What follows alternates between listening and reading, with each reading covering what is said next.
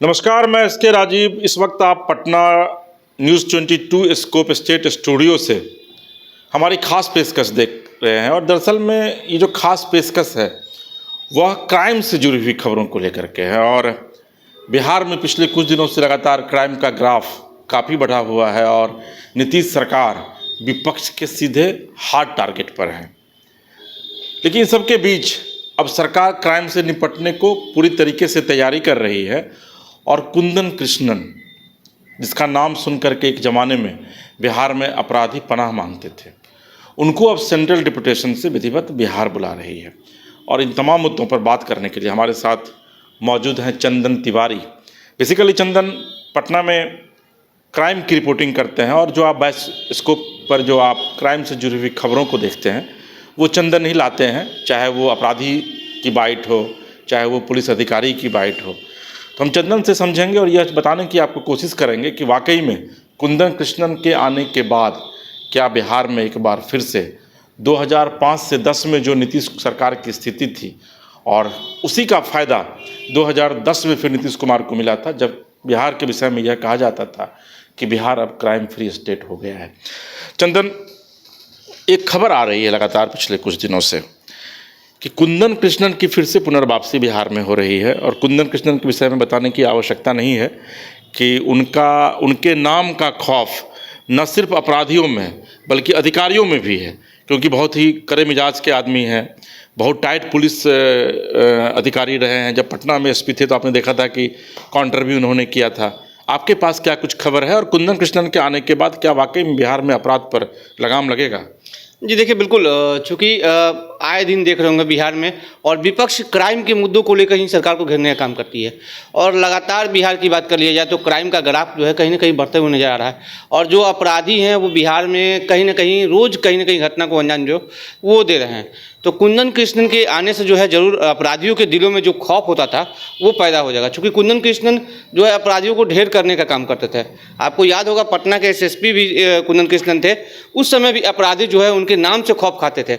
उसके बाद वो छपरा के जब छपरा में गए थे तो जेल में भी इनकाउंटर किया गया था। तो लगातार जो कुंदन कृष्णन का जो खौफ है वो कहीं ना कहीं अपराधियों के दिलों में जो पुलिस का डर होना चाहिए वो कहीं ना कहीं है। और कुंदन कृष्णन काफ़ी तेज तर्रार आईपीएस अधिकारी हैं। उनका काम करने का तरीका भी जो है गजब रहता है, क्योंकि उनसे कई आईपीएस अधिकारी भी जो हैं वो कहीं ना कहीं उनसे तालमेल नहीं होता है, क्योंकि वो काम के प्रति जाने जाते हैं और काफ़ी तेज तर्रार हैं। क्राइम कंट्रोल को लेकर जो है बेसिकली उनको जो है वो बुलाया जा रहा है। चंदन, लेकिन एक बड़ा सवाल ये है कि जिस समय कुंदन कृष्णन पटना में एसएसपी हुआ करते थे, मुझे लगता है कि संभवतः 2005-06 का जिस समय नीतीश कुमार आए हुए थे सत्ता में, उसके बाद उनको यहाँ लाया गया था। उस समय का जो क्राइम का नेचर हुआ करता था और आज का जो क्राइम का नेचर है उसमें बहुत अंतर है। अब आप अंदाज़ा लगाइए कि लगभग 20 साल का फासला है उसमें। उस समय जो है क्रिमिनल जो होते थे विधिवत उनका एक फेस होता था, एक नाम होता था, लेकिन आज का जो क्राइम है वो फेसलेस क्राइम है। अब आपको लगता है कि आज के क्राइम की पृष्ठभूमि में कुंदन कृष्णन खुद को फिट बैठा पाएंगे? जी देखिए, बिल्कुल।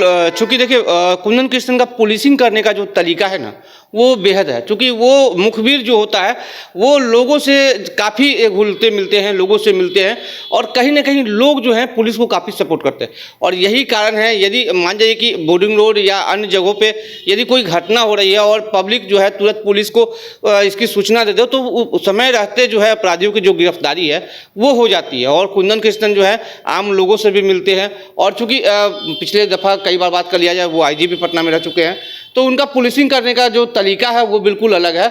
और इसी के लिए जो है कुंदन कृष्णन जो है वो जाने जाते हैं। और इतना ही नहीं, जो अपराधी हैं, चूँकि 2006 में जब पटना के एसएसपी कुंदन कृष्णन हुआ करते थे तो उस समय अपराधी इनके नाम से खौफ खाते थे। चूँकि उस समय जो अपराधी थे, चूँकि नए नए उस समय नीतीश कुमार जो हैं वो आए थे और चूँकि कहा जाता है कि जंगल राज के बाद जो है नीतीश कुमार की वापसी हुई थी और काफ़ी क्राइम का ग्राफ जो है बिहार में काफ़ी बढ़ा हुआ था। तो उसके बाद कुंदन कृष्णन आए थे और कहीं ना कहीं अपराधियों के मंसूबे पे जो है वो पानी फेरा गया था और कई अपराधियों को ढेर भी किया गया था। तो कुंदन कृष्णन जो है अपने काम के लिए जाने जाते हैं और काफ़ी तेज तर्रार आईपीएस है। बहुत जल्द जो है जैसा कि जो सूत्र हैं वो बता रहे हैं कि दिसंबर माह तक जो है वो जो है पटना में जो है वो अपना पदभार जो है मुख्यालय का वो ग्रहण कर लेंगे। चंदन, एक और बहुत ही महत्वपूर्ण सवाल है। बिहार में नए डीजीपी को लाया गया, आलोक राज जी को, आलोक राज जी भी बहुत सुलझे हुए व्यक्ति हैं, लेकिन क्राइम पर जिस तरीके से अंकुश लगाना चाहिए था वो अंकुश नहीं लगा पा रहे हैं। आपको लगता है कि यही एक बड़ी वजह है कि नीतीश कुमार को कुंदन कृष्णन को बुलाना पड़ रहा है? जी देखिए, चूँकि जो एडीजी मुख्यालय थे गैंगवार सर, उनका जो है कहीं ना कहीं प्रमोशन हो गया, वो डीजी हो गए। और जो मुख्यालय एडीजी का जो पद था वो खाली था, और कुंदन कृष्णन जो थे केंद्रीय प्रतिनियुक्ति पे गए हुए थे, उन्हें वहाँ से बुलाया जा रहा है। और अब वो मुख्यालय के जो एडीजी मुख्यालय का जो कुर्सी है वो संभालेंगे।